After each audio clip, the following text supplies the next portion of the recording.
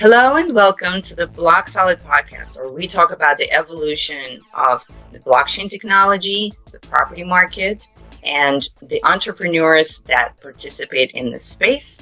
I'm here with my friend Eyal Hertzog, a pioneering entrepreneur and visionary leader in the blockchain industry. He's the founder and the CEO of DWeb, the builder of the BBS network, and a former co-founder and product architect at Bancor, which is, of course, the first DeFi protocol to go live on Ethereum, and also the inventor of the liquidity pools in the decentralized finance space. Eyal is here to talk to us today about, of course, DWeb and what BBS network stands for. And in general, I'm just super curious to learn about, what was the background that led Eyal to his role in developing and co-founding this first DeFi protocol, and where we're going from here. Hey, Eyal, how are you doing? I'm doing great. Thanks for having me. Yeah, of course. Super excited. I mean, I think I keep telling people when they're asking me like how I got into the crypto and blockchain space. And, I told them Eyal told me to check it out. it was like I'm back so in. sorry. I know, don't worry. It's for the good. It's for the best. Eventually. Yeah, it's for the best. Wag me, wag me. Yeah, for sure. No, I remember we were sitting in a cafe in Ramat Gan, and you were like, Bitcoin, Bitcoin, Bitcoin. And I was back then set on doing a video app with, I think, that's how I think we met, through your one of your co-founders, Meta Cafe, or employees. Yeah, so which was actually was it your first startup, Meta Cafe? No. My first startup was actually 1998 Wow. in the first .com boom and bust called the Mm-hmm. Contact Mm-hmm. Networks. We were at contact.com. It was a social network. Okay. The first generation before web apps. It was actually an application that you download, and it's a social network. Mm-hmm. But in 2001, no one believed in the future of the internet or social network or any of that. Wow. So Yeah. And what happened to that startup? yeah, we had to shut it down. It Wow. was Way impossible to before. raise money for a social network in 2001, at least for us. I mean, Yeah. I don't think anyone else succeeded. Years after that, I managed to start my next dream that was always with me, which was about about social media, about user generated content, and that was MetaCafe, and that was 2003. Wow. So that was and we were like the first internet company that raised funds in Israel, like by far. So we were like through this winter of 3 years winter at that Mm-hmm. time, which was a Yeah. very harsh winter, Yeah. which was ridiculous. And I think I took a lot of lessons for that, for the blockchain industry, because I clearly remember how I was amazed to see that people did not think that social networks is going to be a thing on the internet. And I Yeah. was like, guys, yeah, a couple of stocks were bloated beyond proportion and crashed. It has nothing to do with the fundamentals. We have a global network here, and people can connect and they can know about each other all the time, what they're doing, and share their stuff and images, and just no one bought it. Everyone were focused on the mobile internet. They thought, oh, the internet failed. Maybe the mobile internet would be successful. But of course, a few years later, Facebook was born. Yeah. There was Yeah. also Plaxo along the way. It was an interesting evolution of social networks and. Yeah. I think back in the day, the investors and the whole industry was a little older, and they weren't paying attention to the younger demographic.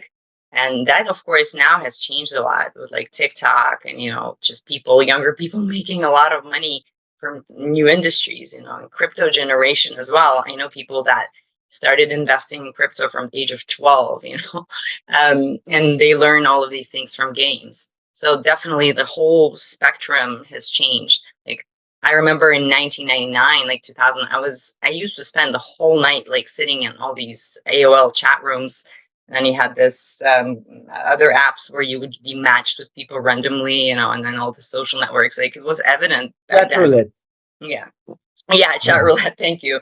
But like you are one of those people that see these things and are thinking ahead of the others and are saying, wow, we can actually harness that power and make money. And that's what's so exciting for me about talking to you, because you always kind of ahead of the trend. So, the thing with me is that I started being, completely fascinated by computer by the age of 7.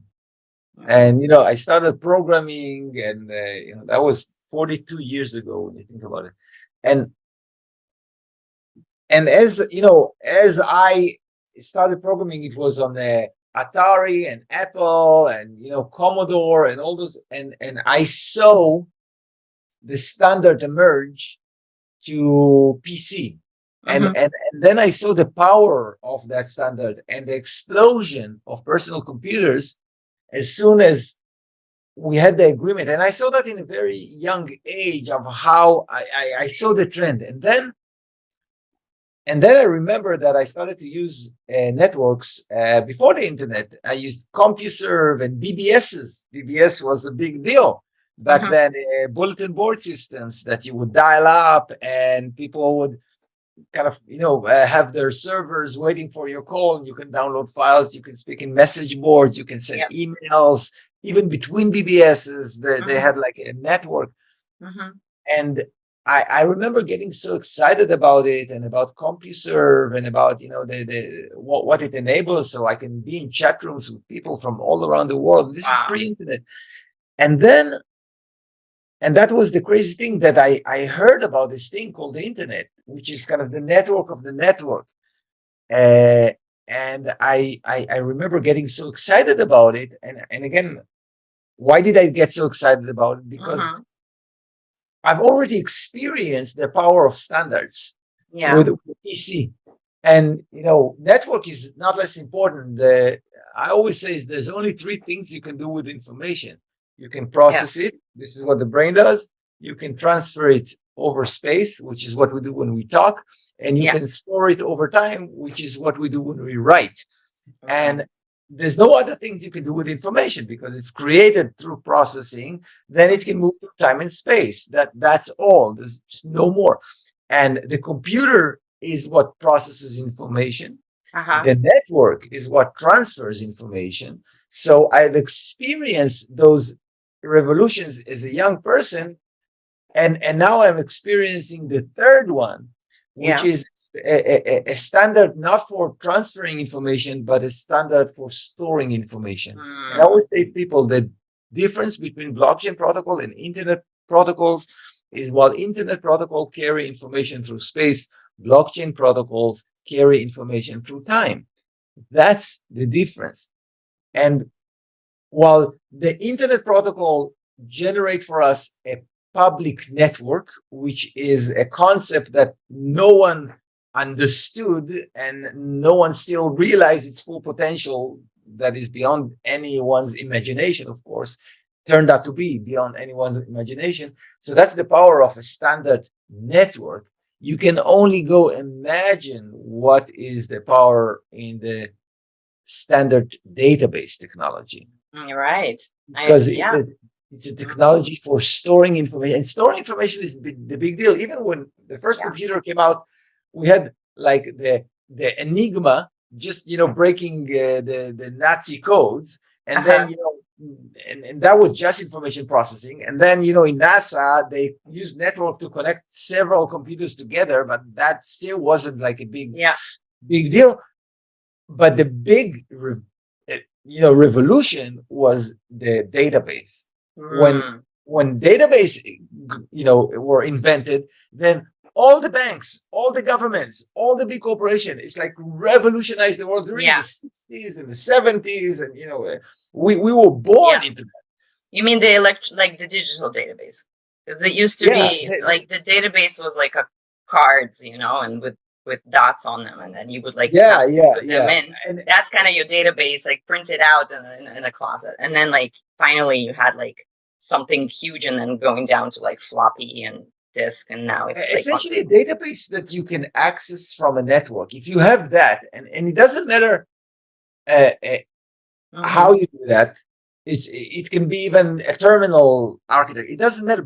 Yeah. As soon as you have this infrastructure where you can process, you can Mhm. transfer, and you can store information, you got Mhm. everything's covered, and the world changes completely.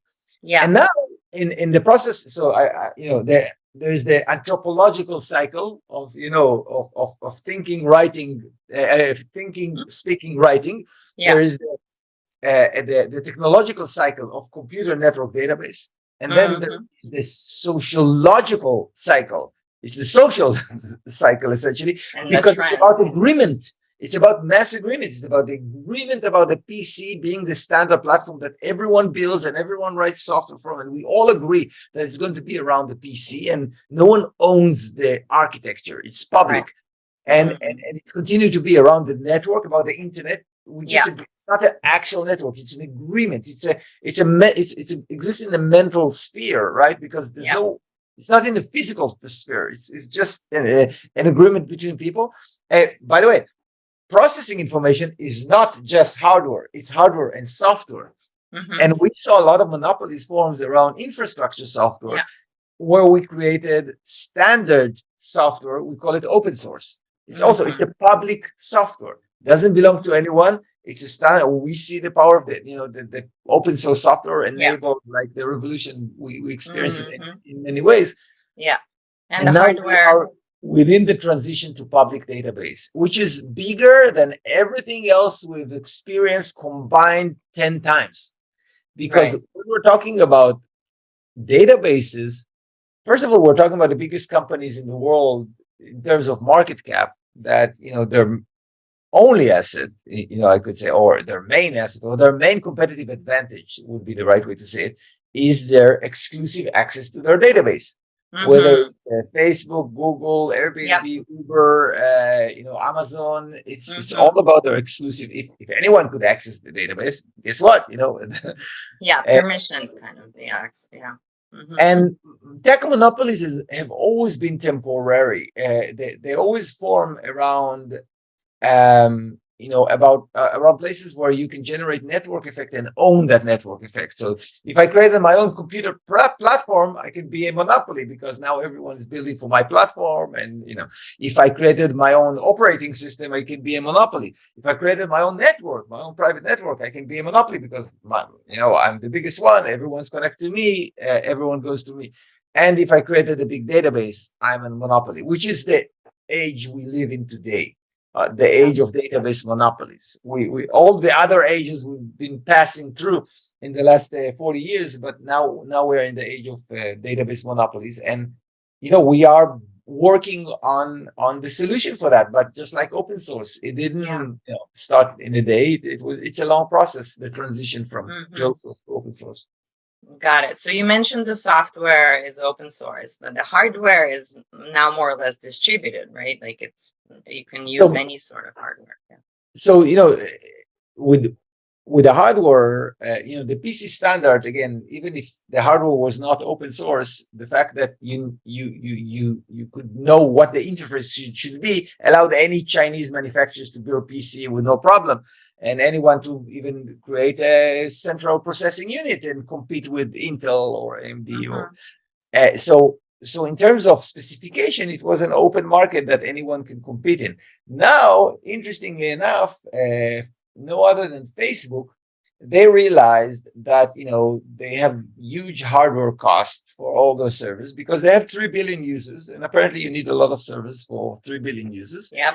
And they thought to themselves how they can reduce their hardware costs, and they started a project for open source hardware, which is essentially Mm. completely open source design for Wow. servers, computers, for chips, for any Mhm. part that you need in the computer. So any manufacturer can actually start building great PCs without having an engineering team that will design them. But Wow. just take the open source design and implement them. And that, from what I know, and I didn't dive into that but from what I know, it greatly reduced the costs of hardware platforms, and just the fact that Sure. the designs are open source. I love it. You can probably 3D print the parts, and then, any Yeah, kid in Africa can build their own PC. That would be amazing, right? yeah, yeah. Yeah, Okay. amazing. All right. And so you were in the Israeli Defense Forces in the 90s. Is there anything that you picked up there that kind of Oh, influenced yeah. your? I think I learned there more than I learned my entire life before that. You were So, in the computer, you were dealing. before that, I was sitting like twice a week, with my cousin. We were programming for fun, playing games, all that kind of stuff. It was one of the things that I did as a kid. Yeah. But then, I joined 200 in a period where they had no training whatsoever. So just first day, So this is your intelligence unit. Yeah. yeah, and first day I got program like development job. They had this program where they found kids that knew how to program already, and they picked me up from there. And I, for the first time, first of all, I have to say in my life, I was happy to wake up in the morning in the middle of the week, because 12 years when there was school, I didn't like, You I were didn't like bored. sitting in class.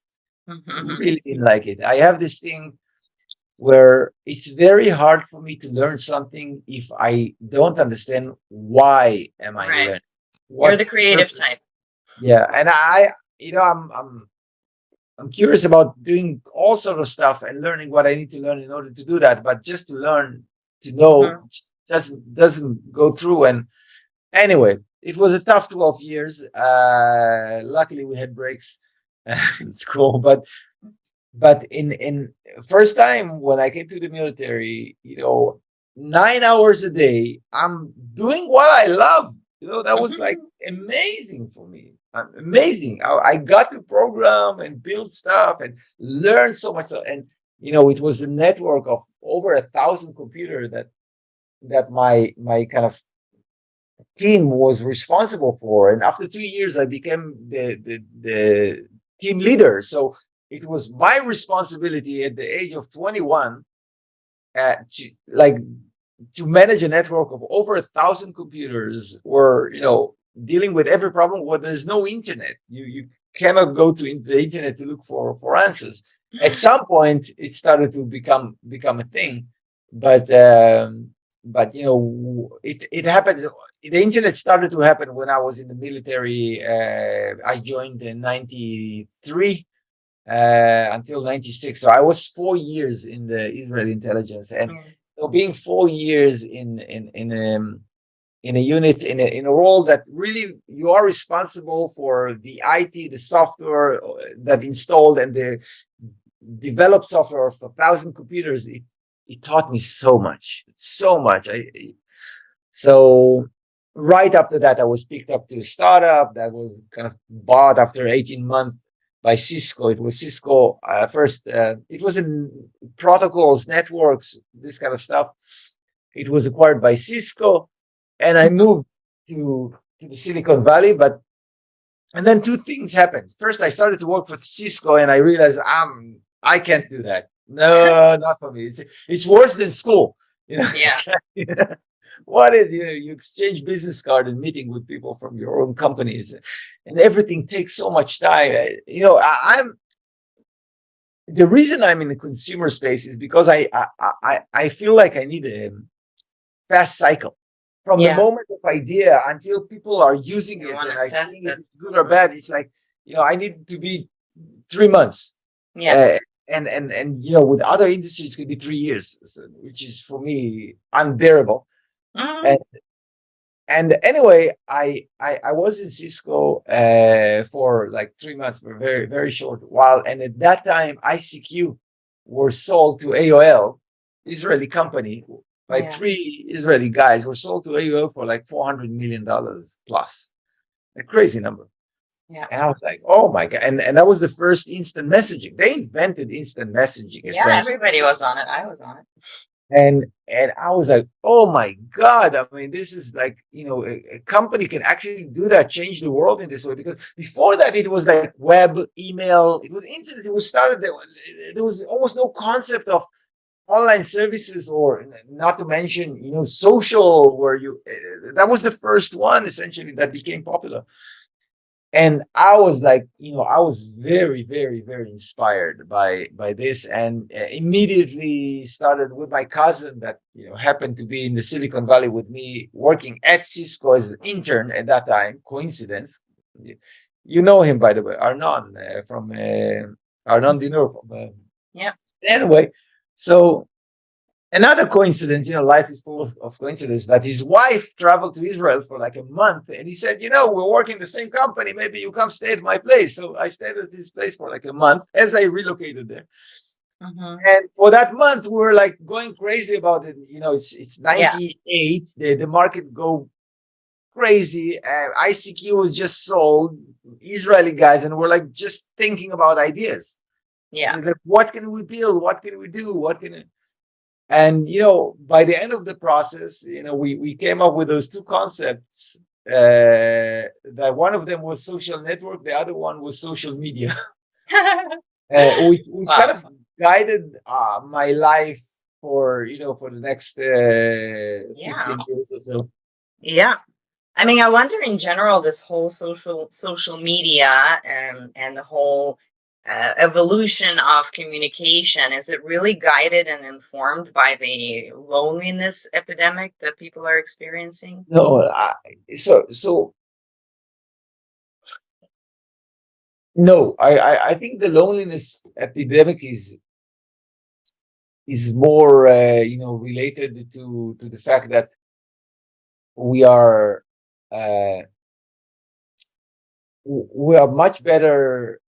We're in much tighter communication with the same people that are not necessarily in our geographical location. So we're with our friends on WhatsApp groups, and with the wife, and with the kids, and on the phone, and with the family abroad, and everyone is like, uh, and there's just, I think, there's less community activity. Obviously, it has an effect. The TV had a big effect on that, and I'm sure social media has a big effect on that. That people are, because those things, they actually make people feel less lonely. When people turn on the TV many times not to feel lonely, and you can even see the setup on many shows. It's like people sitting at the desk around you and talking to you, and maybe you're not part of the conversation, but they're looking at you all the time, so you must be important.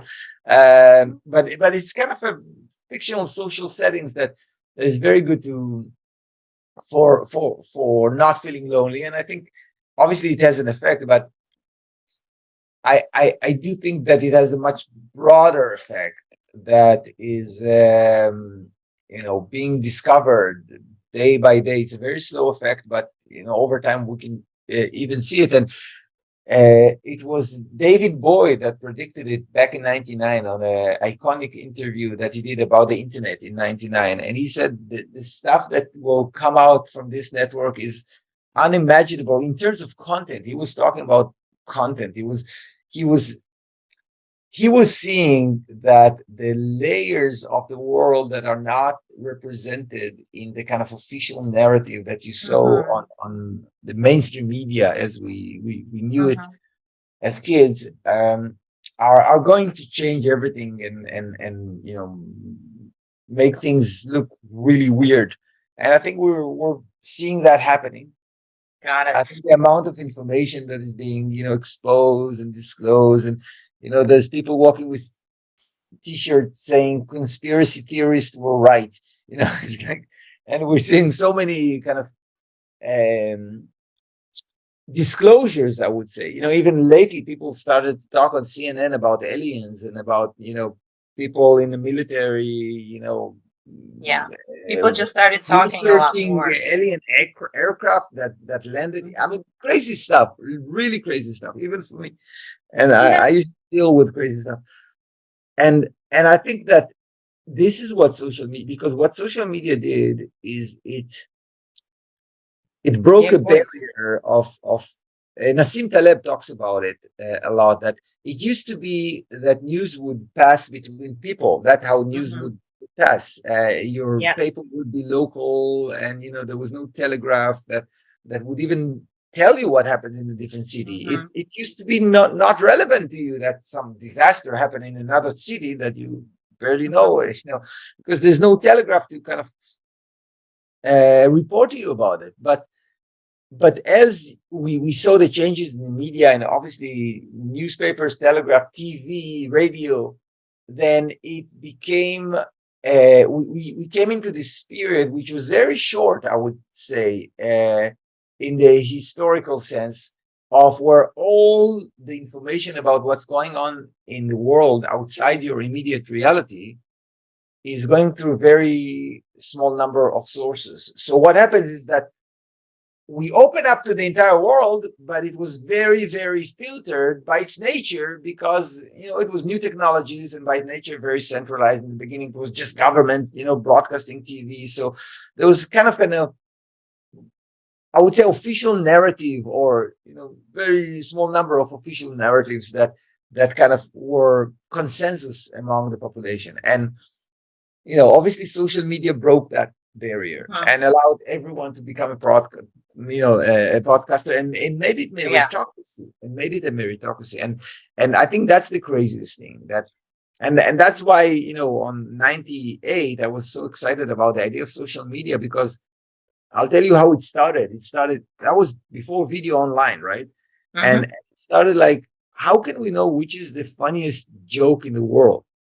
Yeah. Like this thing, I mean, jokes are user-generated content, so to speak, and you have jokes, Hmm. you have character. But can you send a lot of people and see by their responses, by the rating, what is the funniest joke at any given moment? Or On Reddit, you probably and can. and that's kind of just a thought that starts a longer process of an evolution of an idea that obviously Yeah. take months and months and months. But Let's ask I think that ChatGPT. that excited me, and that's why I started Medicafe in 2003, Yeah. which was a social media site, because I believe that when things go to a meritocracy, Hmm. uh, then the amount of innovation, the amount of creativity that you'll see is going to be groundbreaking. I think the secret of evolution, and I wrote about it an article. It's my pinned post on Twitter. My Twitter is Okay. my first name, Eyal. So on twitter.com/Eyal, my pinned post is really about that. Is about what's I see the problems in the world today. And I think that as long as we evolve, we're overcoming our problems, we're getting better, we're happy. And we did evolve and got over amazing number of issues and problems, and we got a lot better in the last 100 years. No one that would go back 100 years to live. It's nothing to compare to today. Hmm. Just look at the chance of your kid to die before he's 5. No one Hmm. went back to these times. So we made tremendous progress in so many aspects, Hmm. and generated so much wealth. And I think that as long as we evolve, we feel good. But the problem is that uh, in order to evolve, the only way that we evolve is through something we like to, that is called choice, Hmm. and the freedom to choose. Because we like to think that we evolve because we're so brilliant and we have such great ideas, but the reality is that 99% of the ideas are shit. Right. And and the only way to test an idea is to test the idea, see if people respond to it, if people like it. Maybe you'll Hmm. change the idea, maybe You you'll adapt it, iterate. but that's the only way to know. I And love it. only in places where you have free choice, you have evolution. Like in restaurants, the fact that I choose what restaurant I go, that's how the free market works Right. entirely. The choice that makes things better, because I choose the businesses that I like. I'm not choosing the businesses I don't Hmm. like. They die if many people feel like me. And those who succeed, and everyone see, oh, look, people like that. Look Hmm. how good they're doing. And that's how we evolve, by proving by letting people choose, and that's how species evolve. Even women, they choose male, they choose it based on parameters that they think would be helpful for the evolution, and it works. Species evolve through that selection mechanism. So I always believe that this is the core, this is the essence, and I think that um, what what technologies like blockchain do is essentially demonopolization. So they touch in the heart of the problem. They take all those monopolies and say, hey, here's a technology to do the same thing without the monopoly in the middle. Again, like open source did, like the internet did, like the PC did. Like, is there a way to do that? Now it's up to us to adopt it and to find, and it's always a challenge to kind of find where's the best place to adopt it first. Yep. And in the internet, it was not clear what will be the first killer app. Who knew that it's, and usually the killer app is like the simplest thing that you can imagine. Like, the first killer app was Bitcoin, right? Of blockchain. Yeah, but I would argue the following. I would say that it was a killer app for blockchain, but it was very, very, very niche. If you just look at the people that buy gold, it's a very small niche. Yeah. For example, let's compare it to the web. So, even to the internet. So, email, obviously, killer app. Everyone emailing, everyone needs that. So, but it's obviously hard to get the network effect because you're not going to use it if everyone else not using it. So, again, it was just for internet companies. But what made people use that more than ever? Hotmail. Why Hotmail? I heard the story. I don't know if it's true, but it sounds true. That the first audience of Hotmail was people having affairs. Because it was the first time in history that you had a method for people that having an affairs to communicate securely. Everything else is left traces, whether it's your email client, whether it's calling your phone. But if you have like a web-based email, and maybe that group became the need that kind of grew out of that and adopted it further and make it viral because everyone sees it. Get your free email, Hotmail. So it's very hard to guess what will be the killer app, and especially in scale. Sometimes you have the killer app that's used by mass market, just in the industry, like the one you're in, right? So consumer. There's sometimes apps that work behind the scenes, like the majority of the AI apps that we see and download on our phone are based on a killer app that's used by B2B companies. Right?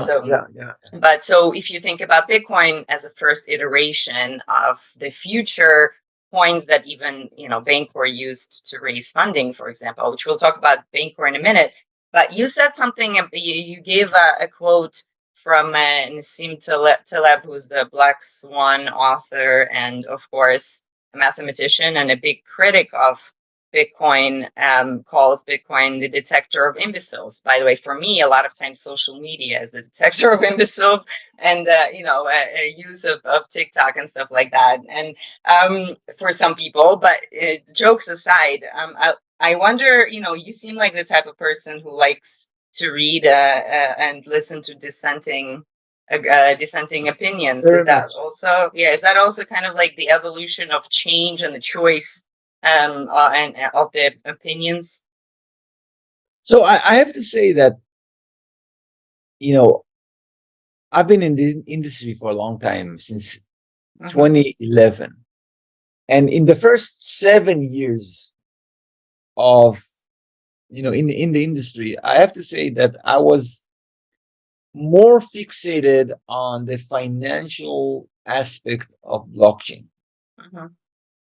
And at some point I thought that Bitcoin is going to be the next money, that everyone in the world is going to use it, and it's going to be great. And I'm not sure about it at all today.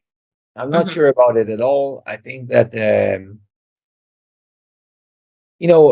our reason is a very tricky thing. This is why we had tribalism, not just in crypto, but also in politics, because There's a great book that I would recommend everyone. It's called The Righteous Mind. Why Good People Argue About Politics and Religions. And, it applies, I think the same way to crypto, because there's a quote that he brings in. I learned about this quote in the book by Hume that says that something along the line that reason should not be regarded as nothing more than the servant of The the slave passion. of passion, right? All right, good one. Yeah. Yes, it should not be regarded as more, and I think that insight is so profound that I don't know even where to begin, because even if you understand it, you would still not see on yourself Yeah. where your reason is driven by passions. Yeah. And You're not gonna get off many the times you're couch, going to learn the hard way when it was driven by passion. I Yeah. think everyone felt that the reason betrayed them on bull markets. Yeah. Everyone's like euphoric like hell because they want to believe that it's Yep. happened. Ron Paul. And Mm-hmm. the reality is that you cannot trust this mechanism. No. We like to think about it as an objective judge. It's actually a very sleek lawyer. And you can come up with excuses for everything and know to ignore the inconvenient truth People lie out of reason. elegantly, and you wouldn't feel anything weird about yourself. You wouldn't even feel that you're doing something wrong. And I think, when you have Bitcoin and you know that you're, one of the first in the world, maybe you have a whole Bitcoin that's not going to be more than, 20 million, 21 millions with this amount. And there's like 7 billion people in the world. So if you have one big, you kind of guarantee your place in it. It's a You want to FOMO. believe it. You want to believe it. And One- you want others to believe it. And people should be very, very careful of that. Yes. Very careful. One of the passions is fear, right? FOMO. So Bitcoin, I feel, is driven by FOMO. But also, I'm very surprised by people either being in love with Bitcoin or criticizing Bitcoin. Bitcoin is an MVP. Like, if we were to forever use ICQ, like, would we use ICQ in 2023? No, because ICQ was in 1999, and since then we've had Facebook, and there's every year something else comes out. Bitcoin is the first, for me, it's the first iteration. Yeah, but a lot of people in the industry are talking about Bitcoin as the end of all, the new finance, the new world. The world's going to be Bitcoin, and they're going to have a lot of it. And people talk about like that. And when Nassim Taleb hears them, he's, it's like, what a bunch of imbeciles. They think that they can re-architecture the world economic system. And there's also this, and this is something that goes through our entire society. This kind of feeling that sometimes you think people have, that everything we did until now is shit, but we know how to do it better. Absolutely. It's like this world is all bad. The whole structure is wrong. We need to reset. And I'm like, guys, have a moment of appreciation to the fact that you're living in it. And Jordan Peterson actually talks about it a lot, that you're living in the time that is the greatest time to live in history, in a place that is probably the best place in the world to live in history. And not every nation succeeded in that. Not every nation have their citizens having a conference, video, about blockchain right now. It's not possible everywhere. And it took a lot of time and a lot of work. And we should have some appreciation to the fact that we can sit at home, have the electricity on, use the internet, pour out hot water, whatever we want. We should appreciate the millions of people that worked so hard and were so innovative and fought so hard for us to have that in a democratic state that you don't have a king. I mean, so many people dedicated their life. So we start by acknowledging that, honoring that, and thinking, okay, from that point, how can I make it better?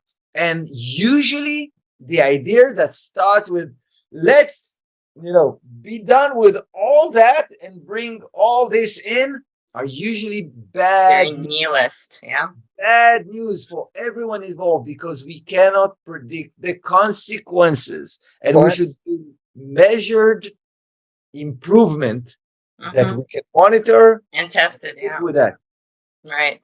Yeah, And it's absolutely right. And also the financial system has been developed over thousands of years.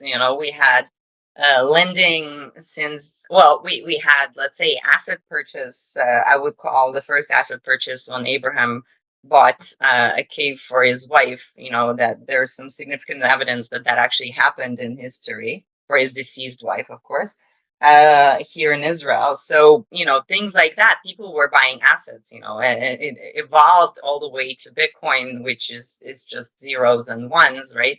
And over a system of different things, and then things like NFTs or even identity, and stuff like that. We can of course do another episode about that.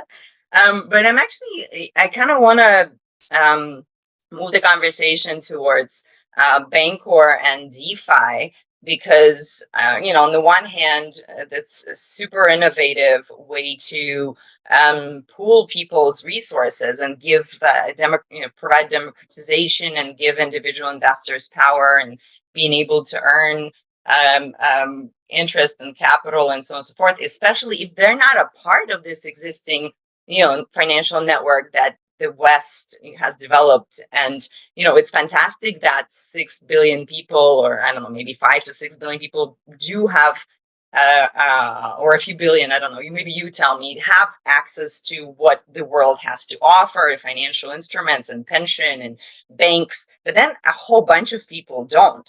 And so it seems like Bancor has been successful to provide services and the platform to that. And I know Bancor has done a few projects in Africa with the unbanked. I'd love kind of for you to summarize what is like the main points of Bancor that the company has been able to accomplish and where it's going from here. so, what really, I think, was the driving force that led to the innovation behind Bancor is the fact that um, we were dealing with, doing a lot of experiments with local currencies, community currencies, um, being inspired by Bitcoin and the possibilities. We started to play with those concepts, and at around 2014, it became clear that we need that there's a need for a solution for liquidity between user generated tokens, because they're not going to be traded in any exchange anytime soon, and there's not going to be liquidity, and the whole system doesn't work. And at that point, we started to kind of think about it, and I started to tweak with all kind of simulators and ideas, and only kind of after Ethereum became popular, and I started to, I would say, grok the concept of smart contracts, that I had this feeling that maybe with the smart contracts we can come with some kind of a liquidity solution for user generated token. If we issue them on Ethereum, then maybe we can use those smart contracts to guarantee liquidity for those tokens. And that's when I started to play with an Excel spreadsheet for several days to try to kind of realize how to do that.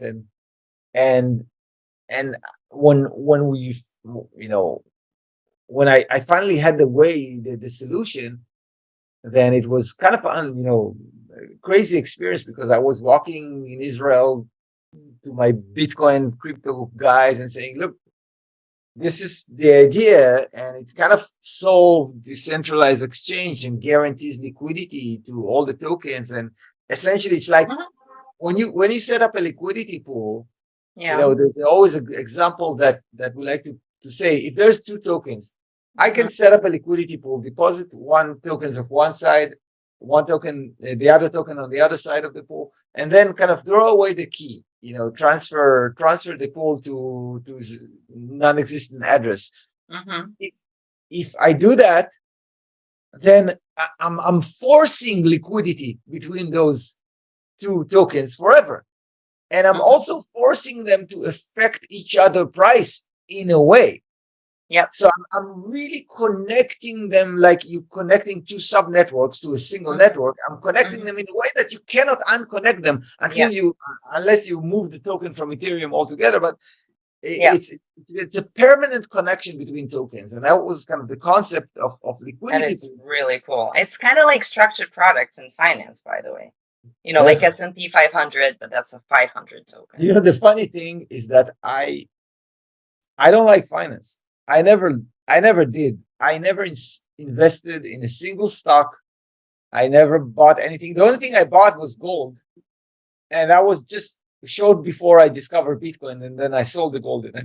But I never invested in anything because it's not interesting. I'm in like real a estate consumer app guy, right?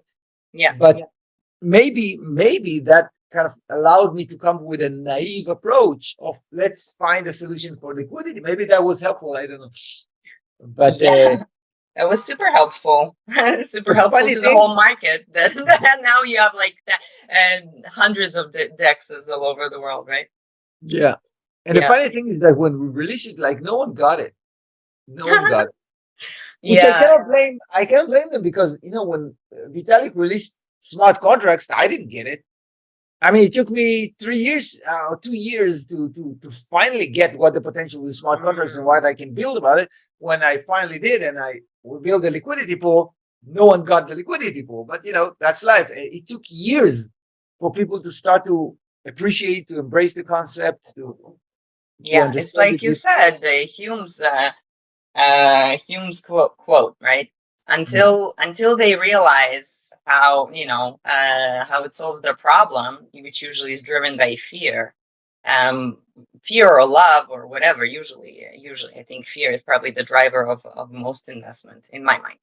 And that's when you open up your wallet, because when you're afraid your food's gonna run out in the fridge, or your kid's not gonna I don't know, go to kindergarten or whatever, right? So, or you're going to miss out on an investment. You're not going to have money for pension. You're not going to impress your date, for whatever reason, right? That's kind of my philosophy. Very cool. So I have so many questions. I'm trying to see what else we can fit in. I don't know if we have a lot of time. I did want to say, by the way, on Bancor that they reinvented liquidity with this new product called Carbon. Yeah. That really allows you to literally buy low, sell high. So you can define, for like an example, order would be buy Ether between 1800 and 1600 to USDC, whatever, and sell the Ether between 2000 and 2200. Yeah. And then it can actually go up and down and refill its reserve. And so it's kind of a new, I would say a new paradigm for liquidity that is much more aligned with liquidity providers' needs. Because, if I want to sell when Ether goes up, it doesn't mean that automatically I want to buy if it changes direction. And that's kind of what Bancor, the new product Carbon, is offering, which is really, really great. And they're doing it without me because I'm focused today on the BBS network. Exactly. So we kind of touched the communication paradigm, or kind of we spent a good amount of time on that. But how will DWeb kind of help connect the world in a more decentralized, more fair way? We're not the only one that is doing it. There's other great projects like Lens and Farcasters and DSO, and there's more. Which, if anyone succeeds, all of them succeeds, because the one that succeeds is just going to set up the standard, but then anyone can connect to the standards, and it doesn't really matter what data structure you use. It's still going to be the the beautiful thing about getting social media decentralized is that you're going to have one network on chain that everyone can access, everyone can read, everyone can contribute to, and you will have essentially endless number of products that can access it. So Yeah. you can choose what client you want to use for your social. Yeah. Maybe you use several, maybe you use for different things. Maybe there's Different endless layers of so, and review that's of a new information. paradigm.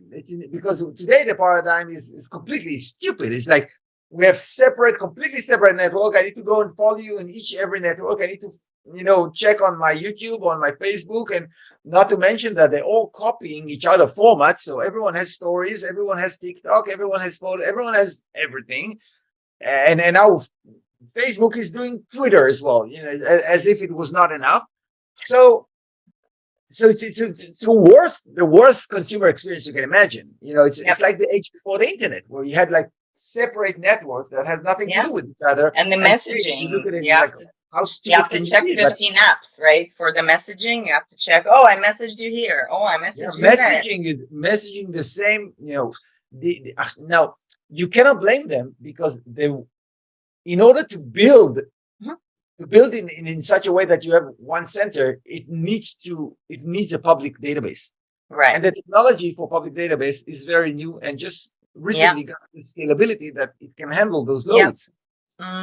So we're rebuilding that, just like we rebuild everything for the internet. You remember there was software before the internet, everything goes to that. Everything went away. So everything needs to be rebuilt as public, which again would change the world as we know it.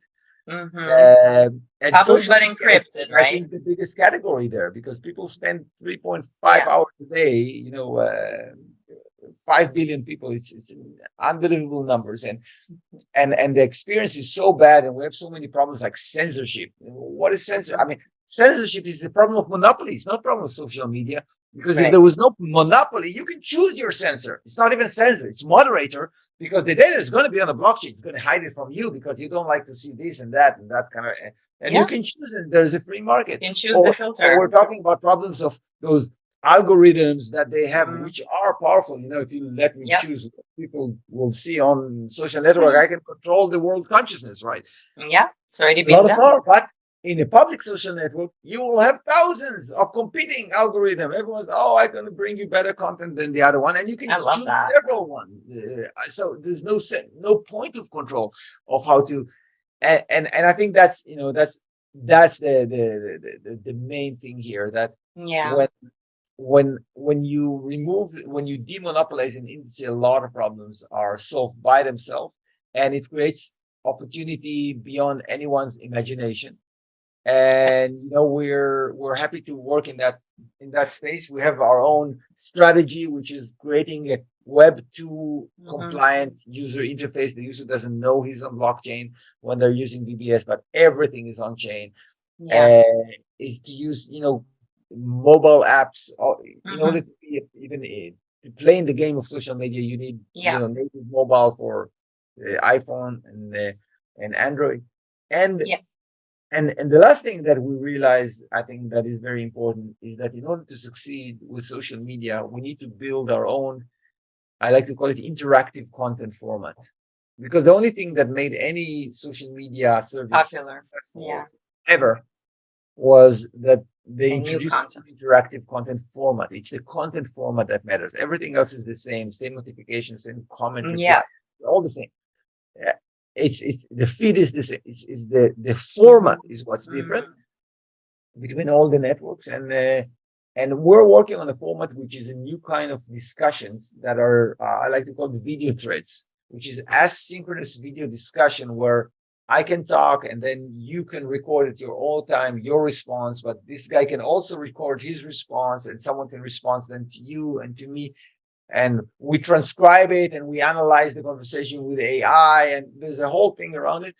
And that's kind of the format that we're focused on. What's the result of that? The app is available. It's called BBS Network. And, we just released this new format. We're working hard on, getting the first. We want to arrange. Is it a B2C? The BBS Network, is that a B2C app? It's a B2C app, yes.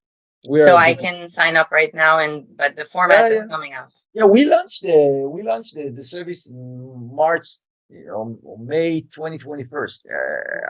I mean, a long time ago. But we launched the native apps only in the beginning of this year. A lot of work.